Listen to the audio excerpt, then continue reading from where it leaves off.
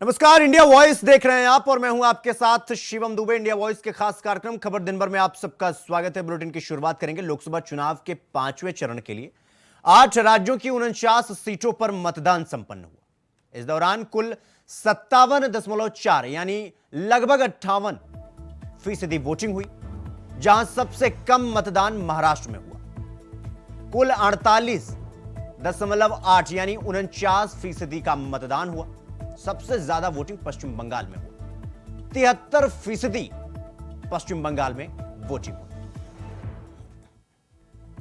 तो ये आपको 7 बजे तक के आंकड़े बता रहे हैं कहां किस राज्य में कितनी वोटिंग हुई, कितना वोटिंग परसेंटेज हुआ। तो उत्तर प्रदेश 57.79%, कुल 58% का मतदान हुआ, 58% का मतदान। पश्चिम बंगाल में 73% की वोटिंग हुई है, सबसे ज्यादा वोट पड़ा। महाराष्ट्र की बात कर लें तो 48.6 यानी लगभग 49। लद्दाख में 67% मतदान हुआ। बिहार की बात कर लें तो बिहार में 52%, 52.5% के आसपास वोटिंग हुई। जम्मू कश्मीर की बात कर लें तो 55% की वोटिंग हुई। झारखंड 63% वोटिंग हुई झारखंड में। उड़ीसा की बात कर लें तो लगभग 61% के आसपास वोटिंग हुई। उत्तर प्रदेश 58% के आसपास यानी 57। कुल 58% का मतलब मतदान हुआ, यानी कि 8 राज्यों की कुल 49 सीटों पर वोटिंग और लगभग 58% की वोटिंग हुई।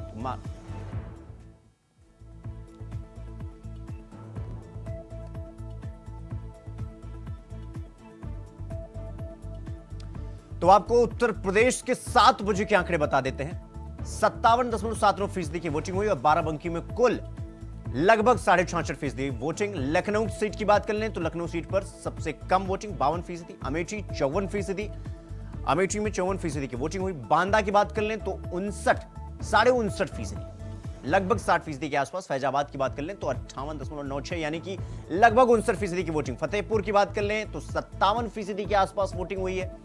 गोंडा 51.5 की voting. Hamirpur 60%, 60.36% voting. Jalaun 56% voting.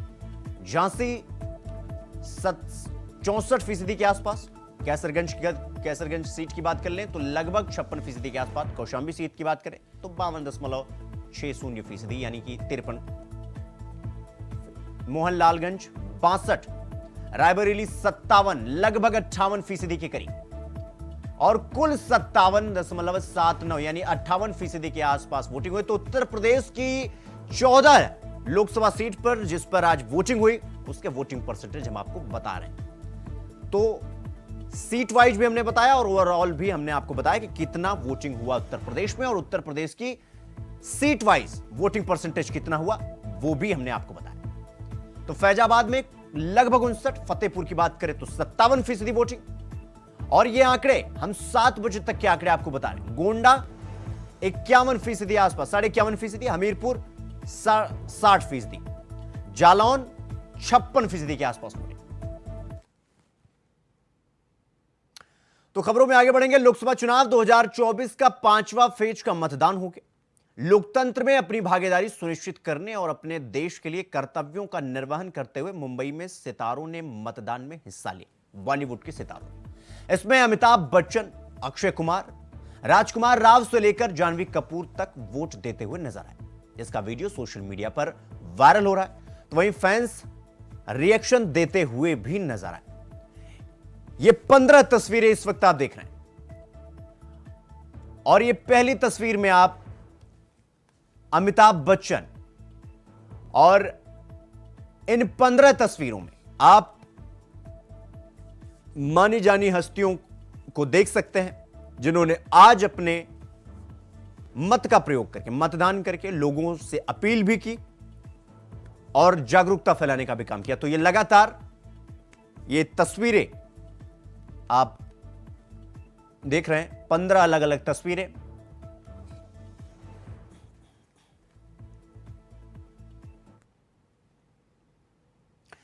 तो वहीं प्रधानमंत्री नरेंद्र मोदी ओडिशा के दौरे पर रहे, जहां उन्होंने ढेकनाल में एक चुनावी जनसभा को संबोधित किया। इस रैली में प्रधानमंत्री मोदी के प्रति लोगों का भारी जनसैलाब और जबरदस्त जन समर्थन देखने को मिला। ढेकनाल की जनसभा में उन्होंने ओडिशा की बीजेडी सरकार पर जमकर हमला किया। सुनिए। आपने बीजेडी सरकार पर 25 साल भरोसा किया है। आज पूरा ओडिशा ये आत्ममंथन कर रहा है कि इन वर्षों में उड़ीसा के लोगों को क्या मिला। आज भी यहां किसान परेशान है। आज भी नौजवान छोटे छोटे काम के लिए दूसरे राज्यों में जाता है।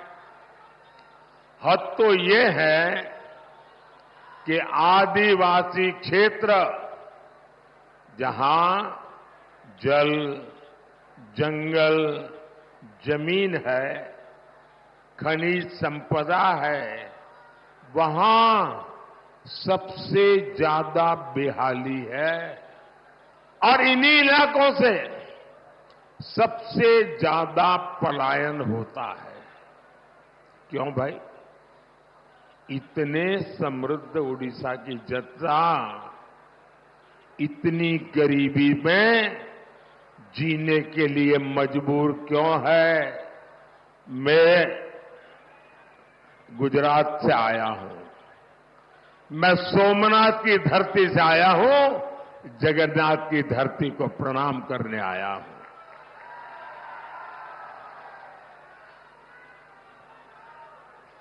लेकिन मैं उड़ीसा में जो गरीबी देखता हूं, मेरे दिल में बहुत बड़ा दर्द होता है कि इतना समृद्ध प्रदेश, इतनी महान विरासत, ये मेरे उड़ीसा को किसने तबाह कर दिया, किसने बर्बाद कर दिया, किसने इसके नौजवानों के सपनों को कुचल डाला। एक एक बात मुझे बहुत दर्द करती है, बहुत पीड़ा करती है। और मैं जब देखता हूं इसकी वजह क्यों है, क्या वजह है? इसकी वजह है बीजेडी सरकार पूरी तरह भ्रष्टाचारियों के कब्जे से गिरी हुई है। मुट्ठी भर भ्रष्टाचारियों ने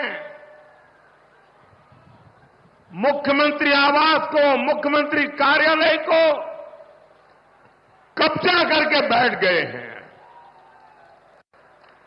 बीजेडी के छोटे छोटे नेता भी करोड़ों के मालिक बन गए हैं। यहां की खनिज संपदा का लाभ आपको नहीं लेने दिया। मोदी ने 2014 में जब से आपने सेवा करने का अवसर दिया, हमने नई खनन नीति बनाई। इसके तहत ओडिशा को ज्यादा रॉयल्टी मिलती है। मोदी ने डिस्ट्रिक्ट मिनरल फंड बनाया ताकि यहां से निकलने वाले हर खनिज का एक हिस्सा यहीं विकास में लगे, यहां रहने वाले लोगों को लाभ हो। आप अंदाजा लगा सकते हैं, हमने ओडिशा को डीएमएफ के तहत कितने रुपए दिए हैं? डिस्ट्रिक्ट मिनरल फंड कितने रुपए दिए हैं? आप जान करके हैरान हो जाओगे। डिस्ट्रिक्ट मिनरल फंड के तहत 26,000 करोड़ रुपए, साथियों 26,000 करोड़ रुपए, और ये पैसे बुलेटिन में रुकेंगे एक छोटे से ब्रेक के लिए। खबरों का सिलसिला जारी है, फौरन लौट रहा है। ब्रेक के बाद एक बार फिर आप सबका स्वागत है। मेरे साथ रुक करेंगे अगली खबर की ओर। हरियाणा के करनाल में केंद्रीय गृह मंत्री अमित शाह ने जनसभा को संबोधित किया, जहां उन्होंने कहा कि अगर आप 1 मिनट के लिए सोच लें कि अगर इंडी गठबंधन या इंडिया गठबंधन को बहुमत मिला तो उनका प्रधानमंत्री कौन होगा। क्या शरद पवार या ममता बनर्जी, अरविंद केजरीवाल या राहुल गांधी बन सकते हैं। इनके पास नहीं नेता है और नहीं नीति है। मैं जहां भी जाता हूं यही सुनता हूं। सुनिए। ये सोच लो कि घमंडिया गठबंधन इंडी अलायंस को बहुमत मिला तो उनका प्रधानमंत्री कौन होगा, बताओ तो जरा। कोई नाम है? अरे करनाल वालों बताओ, कोई नाम है क्या? चलो मैं एक एक कर पूछता हूं। शरद पवार बन सकते हैं क्या? अरे जोर से हाँ ना बोलना भाई, बन सकते हैं क्या? ममता बनर्जी बन सकती है क्या? स्टालिन बन सकते हैं क्या? अरविंद केजरीवाल बन सकते हैं क्या? उद्धव ठाकरे बन सकते हैं क्या? जरा भी मत हंसना। राहुल बाबा बन सकते हैं क्या? अरे क्यों हंसे यार आप? वो बड़े नेता है कांग्रेस के भाई, मगर बताओ बन सकते हैं क्या? ये लोग, इनके पास नेता भी नहीं है, नीति भी नहीं है। एक पत्रकार ने उनके नेता को पूछा कौन प्रधानमंत्री बनेगा आपका, तो उन्होंने कहा बारी बारी हम 5 लोग एक एक साल बन जाएंगे। अरे करनाल वालों, ये राहुल बाबा समझते नहीं है, ये परचूरन की दुकान नहीं है, 130 करोड़ का महान भारत देश है, महान भारत देश है। यहां प्रधानमंत्री ऐसा चाहिए जो पाकिस्तान को मुंह तोड़ जवाब दे। यहां प्रधानमंत्री ऐसा चाहिए जो कोरोना जैसी महामारी में देश को सुरक्षित रखे। यहां प्रधानमंत्री ऐसा चाहिए जो पाक ऑक्यूपाई कश्मीर भारत में लाने का काम करे। यहां प्रधानमंत्री ऐसा चाहिए जो ट्रिपल तलाक समाप्त कर दे। यहां प्रधानमंत्री ऐसा चाहिए जो देश से नक्सलवाद समाप्त कर दे। यहां प्रधानमंत्री ऐसा चाहिए जो यूसीसी लाने का काम करे। यहां प्रधानमंत्री ऐसा चाहिए जो भारत को दुनिया में नंबर 1 बनाए, नंबर 1। और भाइयों बहनों, मुझे बताओ ऐसा आदमी कौन है, जरा बताओ तो, जरा जोर से बोलो, ऐसा प्रधानमंत्री कौन है? और जोर से बोलो कौन है? अरे इसी तरह से मैं पूर्व पश्चिम उत्तर दक्षिण जहां जहां जाता हूं एक ही नारा मिलता है, मोदी मोदी मोदी मोदी मोदी मोदी के नारे। और भाइयों बहनों, आज मोदी मोदी का नारा देश के विकास का एक विश्वास बन चुका है। सबको मालूम है कि देश को पूर्ण विकसित और आत्मनिर्भर, सुरक्षित और समृद्ध, शिक्षित और टेक्नोलॉजी से युक्त केवल और केवल नरेंद्र मोदी बना सकते हैं। नरेंद्र। तो वहीं हरियाणा में लोकसभा क्षेत्र कुरुक्षेत्र में विजय संकल्प रैली का आयोजन हुआ, जिसमें उत्तर प्रदेश के मुख्यमंत्री योगी आदित्यनाथ शामिल हुए। साथ ही मुख्यमंत्री योगी ने जनसभा को भी संबोधित किया। इस दौरान मुख्यमंत्री योगी आदित्यनाथ ने क्या कुछ कहा, सुनवाते हैं आपको। बहनों और भाइयों, ये धर्म भूमि है और संभवतः दुनिया की एकमात्र भूमि है जहां पर युद्ध के लिए खड़े हुए कोई 2 सेनाएं युद्ध भूमि को धर्म क्षेत्र के रूप में संबोधित करती हो। ये केवल भारत में ही हो सकता है और भारत में ही केवल कुरुक्षेत्र में ही हो सकता है। इसलिए धर्म क्षेत्र है, क्योंकि जो युद्ध लड़ा गया था वह धर्म के लिए लड़ा गया था, न्याय के लिए लड़ा गया था, सत्य के लिए लड़ा गया था। और 4 जून को भी जो परिणाम आने वाला है वह सत्य में वह जयते ही का संदेश देने के लिए आ रहा है। मेरे लिए महत्वपूर्ण है यहां पर आना, क्योंकि मैं अयोध्या में प्रभु राम की पावन धरा से यहां पर आया हूं और 500 वर्षों का इंतजार हमने वहां समाप्त किया है। तो यहां से लीलाधारी भगवान श्री कृष्ण का जो उपदेश उन्होंने आज से 5000 वर्ष पहले इस भूमि पर दिया था, इस धरा पर दिया था, उनकी इस पावन धरा का संदेश लेकर के मैं मथुरा जा पाऊं और बोलूंगा कि काशी और अयोध्या की बारी पूरी हुई, अब मथुरा की बारी है। दोनों का इंतजार पहले समाप्त हो चुका, अब तो मथुरा की तरफ हम इंतजार प्रयास कर रहे हैं, उधर प्रस्थान कर रहे हैं और उसकी शुरुआत कुरुक्षेत्र से होगी। बहनों और भाइयों, आपने देखा होगा, मैं सबसे पहले तो आपको इस बात के लिए अभिनंदन करूंगा कि आप सब धन्य हैं कि इस पावन धर्म क्षेत्र में जन्म लेने और सेवा का एक अवसर आपको प्राप्त हुआ है। बहनों और भाइयों, 10 वर्ष में हमने एक बदलते हुए भारत को देखा है।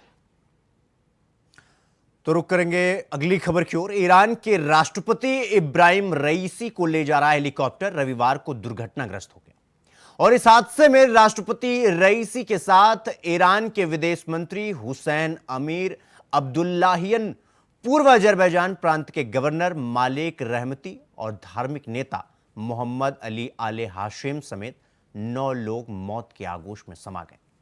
एक तरफ जहां पूरी दुनिया रईसी की मौत की खबर से स्तब्ध है, तो दूसरी तरफ एक सवाल जो सबको यह सोचने पर मजबूर कर रहा है कि हेलीकॉप्टर खराब मौसम का शिकार हुआ या मामला कुछ और है।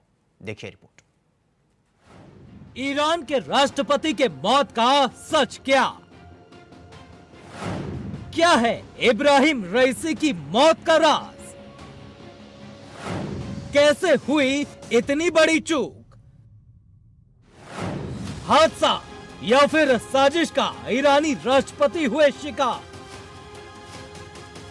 ईरानी राष्ट्रपति इब्राहिम रईसी को इल्म नहीं था कि इस बार उनका ये हवाई सफर जिंदगी का आखिरी सफर होगा।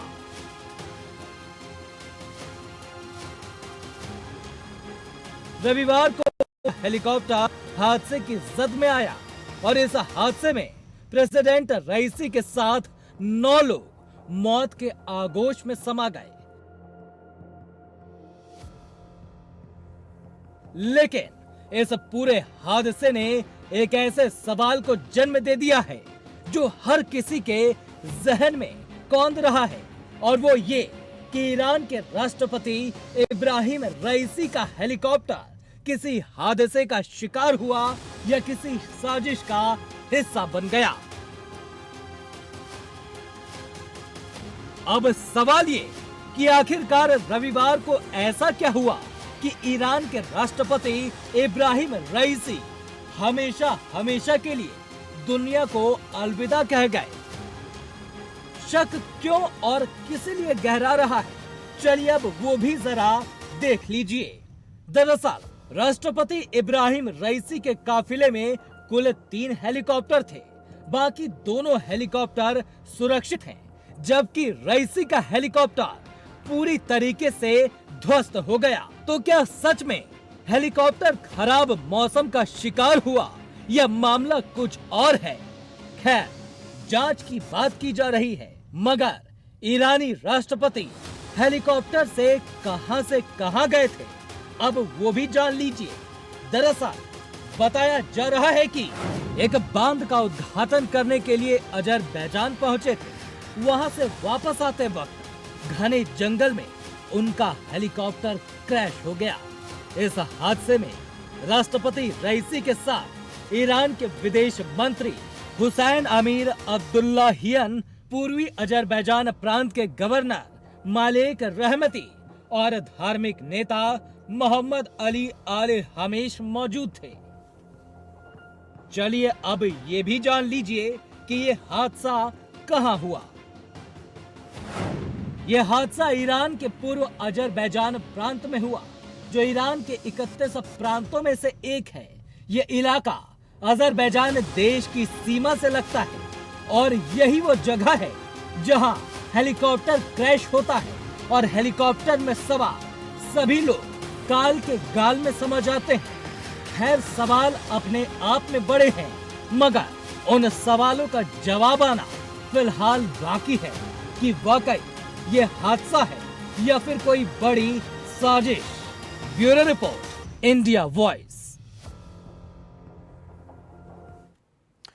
तो हेलीकॉप्टर हादसे में जान गंवाने वाले नेताओं की बात कर लेते हैं। वो कौन से दुनिया के बड़े और नामचीन नेता रहे जो विमान हादसे का शिकार हुए? सबसे पहले हम बात करते हैं संयुक्त राष्ट्र महासचिव की मौत की। संयुक्त राष्ट्र के महासचिव रहे डैग हैमरस्कोल्ड की 18 सितंबर 1961 की प्लेन दुर्घटना में मृत्यु हो गई थी।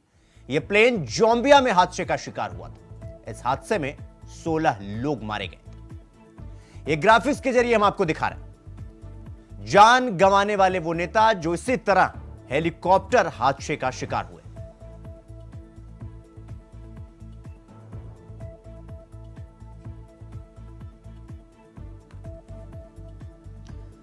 तो दूसरी घटना आपको बताते हैं। पनामा राष्ट्रपति उमर टोरिजोस की भी विमान दुर्घटना में मौत हुई थी।